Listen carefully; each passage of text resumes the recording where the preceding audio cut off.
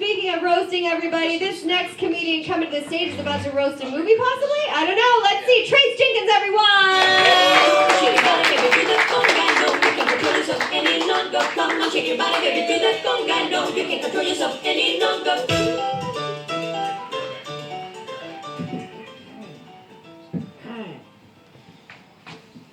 Hello, everybody. How we feeling? Woo! Woo! I was driving here, and the person in front of me, 2 lights in a row, didn't go when the light turns green. After the second time, I noticed there's a license plate frame, and it says, "I'm not spoiled, my husband just loves me." I'm like, that's pretty sweet, right? It's after the third time, like, at least someone does, you know? Like, at least someone does. The make of the car doesn't matter. You don't have to be a snob about it. Does she really think everyone's looking at her car?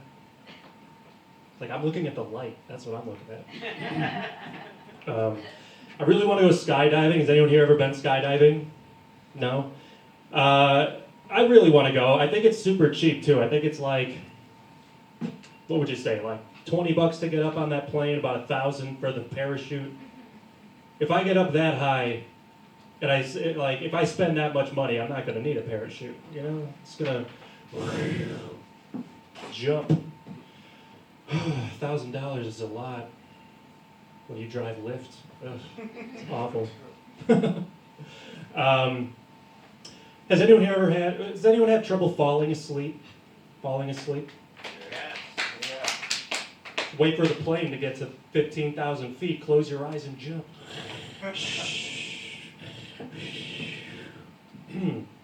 Yeah, the reason I bring up skydiving is because I know of this very interesting story. I found it researching a movie, actually. It's a person fell a ridiculous height at 6.3 miles. Someone fell without a parachute. And if they didn't live, I wouldn't bring it up, you know? They survived. And it's with the wreckage of a plane, though. So it's like I Googled highest fall survived without a parachute.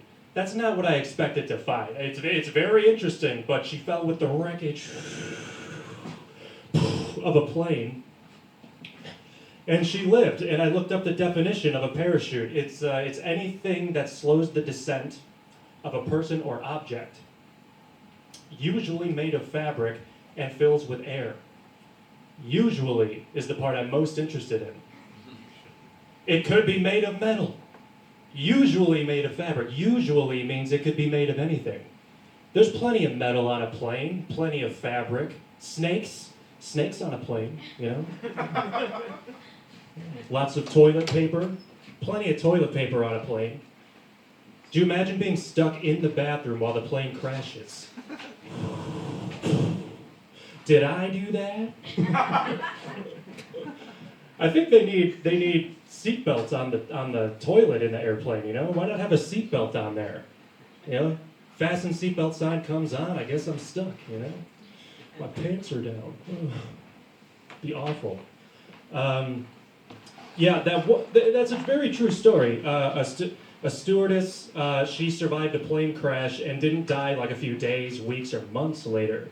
She died 40 years later of natural causes by that time. And I think that'd be too low-key for me. I wouldn't want to go out just nice and warm in my bed if I survived a plane crash. I'd whisper, I'd grab, I don't know who will be there when I'm on my deathbed, but I'll use whatever energy I have left. I'll pull them close and I'll say, "Toss me off a cliff." What? Toss me off a cliff, you know? And they'll roll my hospital bed up to a precipice. I don't want anyone to be responsible for killing me, you know? So, you know, they'll just press the button, like, beep,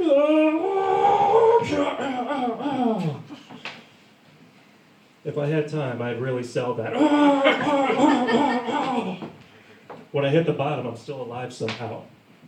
If you survive a plane crash, you'd just be happy to have lived. You wouldn't, like, try it again. Like, I got a superpower somehow. More on that some other time, folks. Thank you all very much. Keep going for Emily.